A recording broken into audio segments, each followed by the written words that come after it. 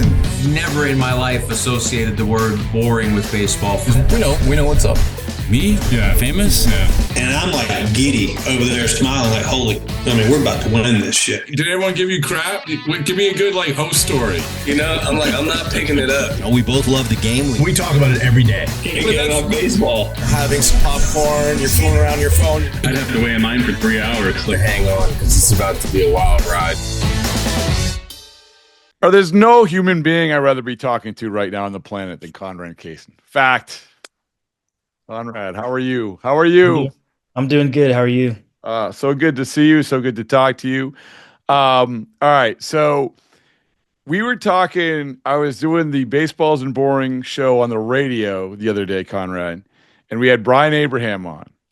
And did you hear this? Did you hear about this? Yeah, I saw it on on Instagram, I think, and then one of my friends he sent it to me too. So all right, so he had some very nice things to say about you, and obviously there's a reason. One of the reasons why we wanted to bring you up, we could have brought anybody up in our brief interview with the farm director for the Red Sox, but we brought your name up, and we thought it was a very exciting thing.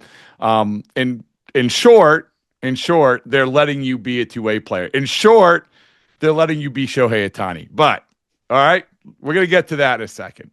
I want people to know who you are first. I want people to, as now that we are embracing you in the Baseballs and Boring family, you are going to be wearing a T-shirt around Fort Myers all over the place. Oh, yeah, listen, they make your triceps look better than ever. That's what Xander Bogaerts told me. It must be true. So anyway, tell the listening audience a little bit about yourself, about your journey, and then we'll just sort of pick through it and then go from there. Yeah. So from Atlanta, Georgia, or kind of the metro Atlanta area. Lived there my whole life. Didn't live anywhere else. So it's cool. A lot of family and friends up there. Went to Great Atlanta Christian High School, or school growing up, little private school in Lilburn, Georgia. So that place is kind of home for me. Went there for 9 years. Was on the high school team for 5 years. And yeah, kind of just grew up playing baseball and football, basketball, a little bit of martial arts. Yeah, I was going to say black belt, right? Black belt. Yeah. I have my black belt in kind of mixed martial arts and karate. So it's super fun. Whenever I hear people talking about that, I kind of just sit off to the side and I'm just like, yeah, kind of cruising. But yeah, parents were both athletes. Both of my sisters were athletes. A whole bunch of athletes in my family. But I was the only one who ended up playing baseball, and I think it worked out so far. So I think it has. And so eighth round, correct? Yes, so sir. Last year, 8th round pick. So you set the scene very well. You had already accomplished a ton, but now you know it's coming. Now you know last year it's coming. Right, here we go. It's the fork in the road where there's no bad road you could take. There's no bad road, right? Mississippi State was Yes, sir. Yeah, Mississippi State, Starkville. Yeah. So there's no bad road you can take. But as you go into the draft last year, I find it really interesting, not only because you're wondering where you're going to go, but also because you're a pitcher, you're a hitter, and I don't know, this, man, like teams freak out over this stuff. Yeah. Maybe Jack from Florida. Caglione, right? Yeah. Have you met him? Have you talked to him? I've not. We're going to get you guys together. So, but anyway, so talk to me about leading up to the draft. What teams were telling you, what your mindset was, where you thought you were going to go. It must have been an exciting but a very complicated time. Yeah. So leading up, kind of just was pretty much just doing what I would normally do. Was honestly, I was getting ready for college, right? Because that was really the thing that was set in stone. I had signed in the fall of my senior year, So really, I was getting ready for college and working out. Obviously, the draft was there too, so getting ready for that. But really, the only thing that was set in stone was Mississippi State at the time. So, I was getting ready for that. And then I had a bunch of phone calls with my agent and my parents. A lot of sit down talks as a family and all that stuff. Um, so then I think leading up, there were a handful of teams. I want to say five or six that um ended up could have gone to, or at least had were we're talking to, and it sounded like we're really really interested. And then kind of day one goes by, and we was kind of just sitting at home, just chilling, watching TV, seeing kind Nope. of So no parties, no draft parties. um no, not really. Yeah, but I listen. I can. We've done full episodes on draft parties and the good and the bad. So day one comes. Is there any thought that you might go day one? There were a little bit. Okay, There was a little bit of interest from a couple teams day one, but kind of it ended up not working and not working out there. So it was cool, especially because me and my dad and my mom were just sitting in the family room watching TV. And I was kind of just taking mental notes about which teams were interested, and I was kind of just seeing about who they were taking, if they were high school guys, college guys, kind of where they went to school and all that stuff. And then pretty much like day two, I woke up probably around 8 o'clock. Draft started at 12 o'clock that day. Pretty much by about 10:30, 11 ish, I knew I was going to be a Boston Red Sox. It was kind of just playing. really? Yeah, I was kind of just playing the waiting game. So I knew I was coming here. So it was really really hard, like just looking at the TV and waiting for my name to get called, and then finally, the eighth round comes along, and the my name finally got called. So it was cool. But pretty much by like before the draft started, I pretty much knew I was coming to Boston. It was kind of a done deal and everything like that. So I'm just really fortunate to was really fortunate to be in a really good position. Things ended up working out super super well. Now, and honestly, I wouldn't change for the world. So I have to ask, how did you know? Like, was it just they showed a massive amount of interest? Their interest was so much more than the other teams. They said we're going to take you. Like, because you still had some rounds to go, right? I mean, so Yeah, how did you know? yeah, I was gonna say day two is 3 through 10.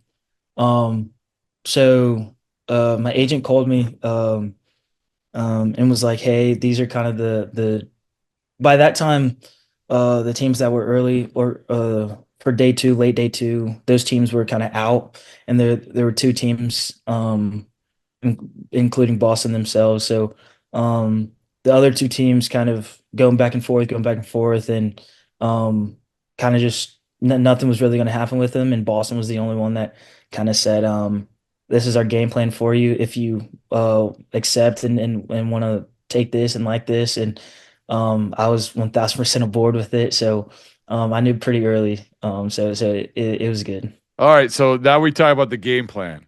The game plan, right? Yeah. Because you don't have to name the teams, it's all right. But with teams, did you get any teams that were like, yeah, we like you as a hitter, but we don't want you to pitch. Yeah, we like you as a pitcher, but we don't want you to hit. Did you get any of that? Yeah. Yeah, there was one team that was, we like you as both, but we like you more as a hitter. And so we'll let you do that. And then if that doesn't work, we can flip it back, and you can Which start. is, by the way, Conrad, like usually what teams do. Like that's most of the times that's what the strategy is. Yeah, a little bit. And then kind of for the most part, all the other teams, besides Boston, excluding Boston, was like, "Hey, we just want you to pitch." And I was like, "Okay." It wasn't really kind of as tasteful or as sexy, if you want to say, as kind of what Boston was offering, or another team, So or no other team. It sounds like no other team did really what the Red Sox did, which is say we want both. no, yeah, no. Boston was kind of the only one that was going to let me do both kind of at the same time, or kind of play it out and let me do kind of whatever I wanted to or talked about. And so then Boston was kind of the only one, and I was like, hey, like this sounds really awesome, and this is a place that I really want to be, and a culture that I really want to be a part of. And so definitely was very interested, and they were also interested, so it all worked out. So easier said than done. 1,000, Right. 1,000%. This isn't. So people should know. You throw 100, right? You throw 100. You've hit 100. Yes, sir. I have. Congratulations, man. Thank you. Where did you hit? Where I love asking this. I love asking guys this. This is one of my favorite questions. The first time you hit 100. Do you remember when it was? Yeah, it was the. Yeah, I can actually give you it. It was the sixth inning of a rivalry region game.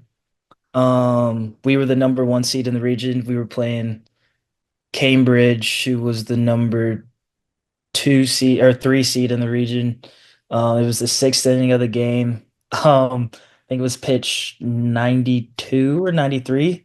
I love it. Yeah, no, it was a great game. Was it up on? Did you find out after, or was there a gun that you could see?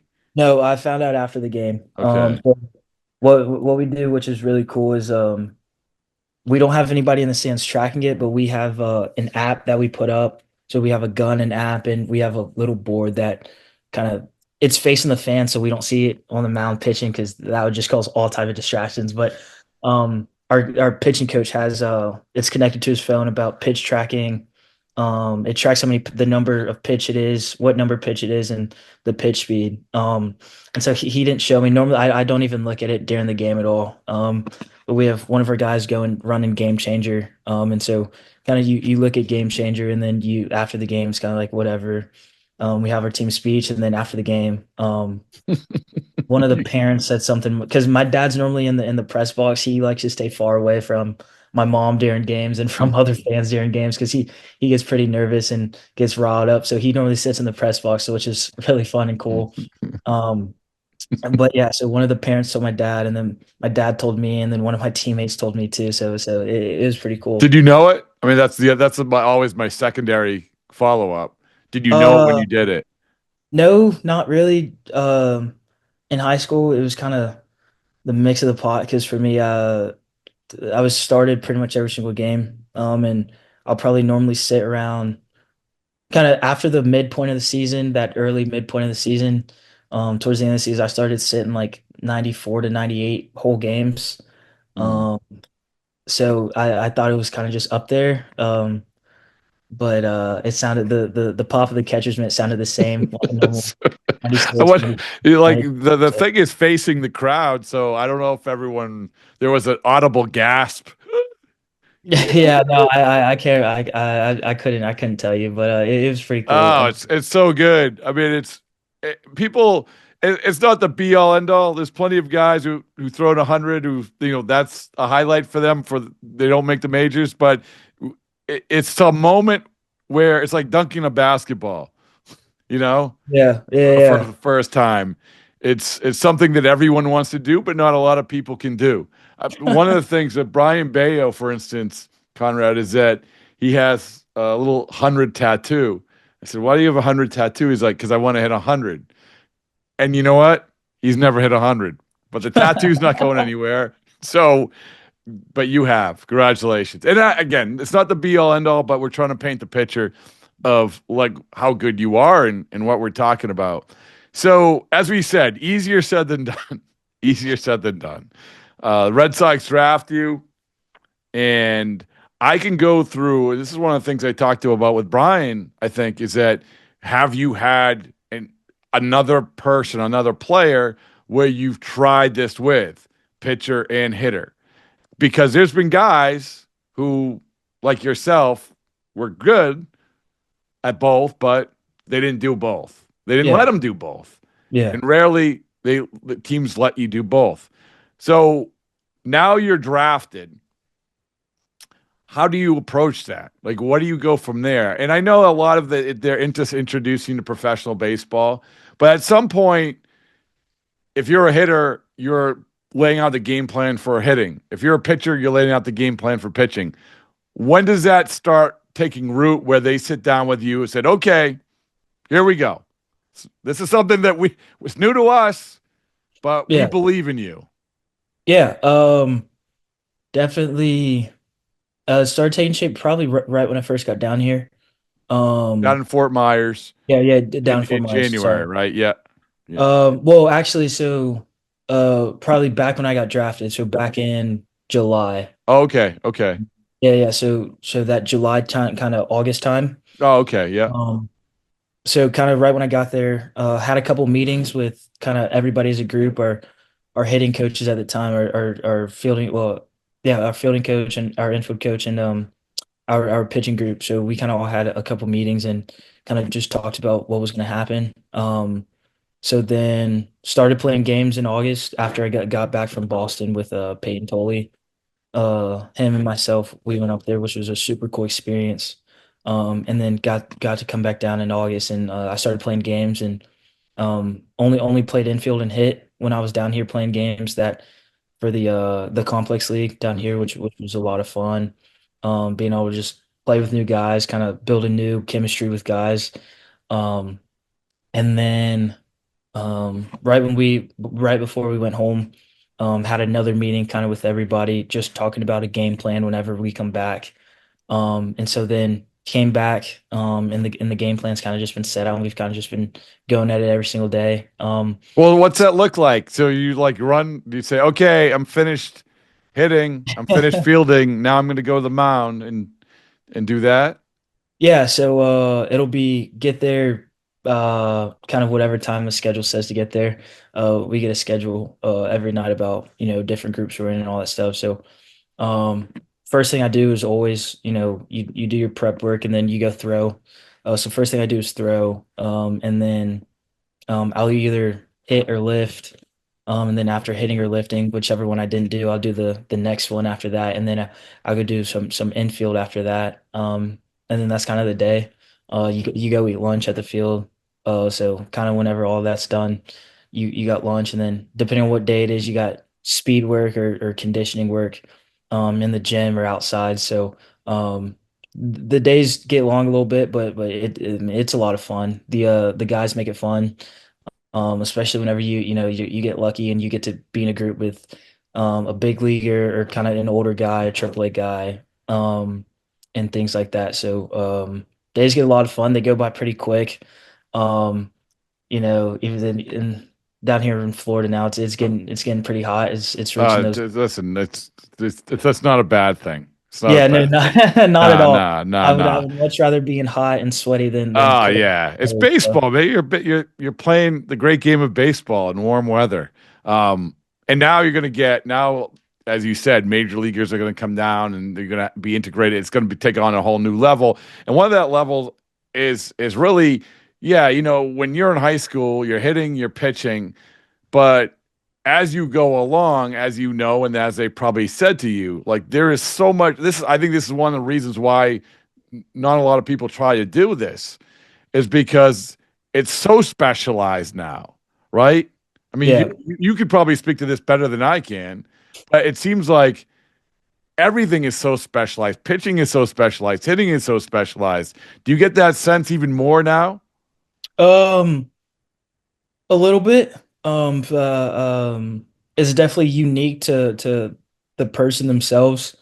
But I think that's just a testament to Boston and our whole entire pitching staff throughout the whole entire organization, and our whole entire hitting staff throughout the whole organization. And they understand, each player, each guy, every so well. We have meetings all the time just about what we want to do, what we want to accomplish. And even before that, or I guess even after that, at the field, whenever you're throwing, we have probably 10, 15 guys out there, just coaches wise, staff wise, looking at us throw, watching us throw, talking about what we want to do, talking about what we want to accomplish with each pitch. And so, the uniqueness to pitching, and even the same with hitting, the uniqueness to hitting, it gets pretty easy because we have just a bunch of guys with so much knowledge here, who kind of help us go through the day and all that stuff. And What what do you feel more advanced at right now, pitching or hitting? Um, Be honest. um, oh man, that's kind of tricky one. Right now, probably pitching. Okay, because you throw Just 100. I I mean, yeah, it's a good place to start. was gonna say that definitely makes it easier, Yeah. 1,000%. But I think um, pitching it's definitely easier because you're kind of in control a lot. That's a Um, good way to put it. yeah, I was gonna It's say like you're the one in control. 1,000%. As a pitcher, if you get if you let the game dictate you, or you let a hitter do the same thing, you're kind of done for. You're kind of messed up. And so as a pitcher, when you're in control, it makes everything a lot easier. And then even hitting, you can be in control, but at the end of the day, a ball's coming at you, kind of not the other way around. So it's definitely a lot easier to throw the ball than definitely hit one. As we know. See, That's that's you just summed it up right there. It's Yeah, definitely yeah. easier to throw a ball than hit one. But kind of that definitely is what makes it fun. It's Yeah. kind of the challenge, and that's why people play the sport. Can you overcome failing 7 out of 10 times? Um, which definitely gets hard. Even in the cages, or even throwing, even fielding. Can you master your craft? Can you be, that good at your job now? So that's what makes it fun, and that's what we're here for. So the the obvious cliche question, how who have you talked to about this? I would imagine you haven't talked to Shohei Ohtani. No, Okay. I can rattle off some other guys. Like you mentioned Jack, right? So you haven't talked to him, no. which by the way, I think he's pitching. What are they letting? Oh, Kansas City, right? Kansas City was yeah, drafted yeah. by Kansas He's City. with the Rose. I couldn't tell you. Yeah, but another guy that we've had on the podcast, Nolan McLean, who was in the Met system last year, did very, very well, and now he's morphing, I think, only into a pitcher. So we had on Lucas Ursig, who became a really, really good reliever for the Royals as well, and he had talked about. I remember talking to him during the playoffs, and he had talked about how he really wanted to do it, but he was worrying so much about it. Like that Mhm. was the thing. He was worrying so much about it. About I got to be the next Otani. I got to be the next Otani. And I'm sorry to put that in your head, so I'm gonna apologize ahead of time. No, Say, it's fine. but I would say this though is that the Red Sox, and I know that they had a plan. You meet with the hitting coaches, you meet with the pitching coaches, but they have you sat down with them and said, okay, this is how we see this unfolding. And this is how the plan is. And we are going to ride this out as long as we can. And when I say that, I mean, a lot of times what happens, much like with Nolan McLean, is that, okay, you do it for a year or two, whatever, and then you figure out a path. Do they Mhm. say, we're going to ride this as long as we can? And that might be to the major leagues. Yeah, kind of that's definitely the vision. The goal right now is kind of do this as long as possible, or do this until one either takes off tremendously or one either fails horribly. So kind of that's kind of the goal right now, is to definitely continue to do both all the way into up until the majors, and definitely have a good career and a long enough career, or as long as my body can kind of keep doing both. And then when that happens, hopefully one's still really good, and I continue doing one for the Oh rest. man, I am rooting so hard for you. So Yeah. have you looked? Have you studied? This is a stupid, weird question. Have you studied Otani? Uh, I would. I feel like the for me the easy answer is yes, from the fact that I've been a fan for the past 5 years that he's been in the league. But probably when it comes to uh the serious answer and kind of the more in-depth answer, no. Yeah. Um, for me, being a Georgia guy, Bubba Chandler with the Pirates, but now he's just pitching now. But to be able to see him and watch him, for me, was a senior and got drafted when I want to say my sophomore year, and so in 2022 or 21, I can't remember now. He's kind of one of the top prospect guys and for the Pirates, and all luck to him, and hopefully he gets called up this year, which I'll be super excited about. One Georgia guy to another, but for him, hearing his journey and um, being able to talk to him or we have a lot of mutuals and worked out together before, and so being able to see him how detailed he was in his craft and whatever it was, even though now he's just pitching, kind of to put that dedication and to see that dedication and that hard work and to study him, whenever we were together and being able to just watch him from afar. It's definitely something that I want to accomplish, but I've not studied Otani. No, listen. Here, all you have to do is be one of the best pitchers on the planet, and also hit 600-foot home runs. I mean, that's all you need to know about Otani. That's it. But I think that, and I applaud you, and I applaud the Red Sox also, because the easy path would be just say, "Hey, I'm focusing on this." I mean, I could give you plenty of examples. Plenty of examples from the Red Sox point of view.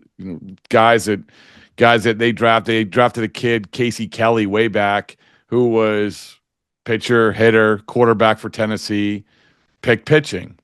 It worked out. But so I think that, and maybe you're the path to this, Conrad. I think teams are going to be more accepting of this, is what I'm trying to say. Don't you feel like that way? I would definitely agree with that. I think kind of Major League Baseball in whole, with teams they're more accepting of it because it gives you roster flexibility. Yeah, I was gonna say, you see college baseball going to, I think, 34 roster spots or whatever it is next year. And two-way guys are going to be really, really handy next year, or whenever that starts. And Major League Baseball, I don't see roster sizes changing anytime soon. But to have one guy that does both or has the ability to do both, it kind of gives you an extra spot to bring in another star bat or another star pitcher, kind of whichever one there is. So I definitely think teams are more accepting to it, or they're leaning that way. I would hope so. But again, this is baseball, and this is really, really hard to do. And so I think in whole, if you hit more guys in your system and let them try and do it and see how it works, maybe one guy likes to push really, really hard, which lowers one, or one guy likes to stay flexible and moderate with both, and that lets him excel in doing both. I think if you bring in multiple guys that can do it, and you see what each one likes and doesn't like, and what helps them perform, kind of at their levels and their best levels, I definitely think you can see more of it continuing to grow in the game. What was the best part about going up to Boston? Wow. You went to a game? Yeah, we went to it was the Red Sox Yankees game. So it was awesome. It was sick. I think probably I'm gonna say two things. Number one was definitely being in Fenway. Never been there. Never been there. Okay. Never. Oh, that was my first time. My mom's from New Jersey, so I've been up to Jersey, but I've never kind of taken that short trip over to Boston and Massachusetts. So it was really cool to be in Fenway, and especially flying in right over the bay. That's a beautiful view. So I would definitely encourage people to go over there to the bay and go walk around town. It's definitely awesome. The second part was definitely the fans. Mm. So going into the stadium, me and Peyton, we walked from the hotel there or I guess from the restaurant there.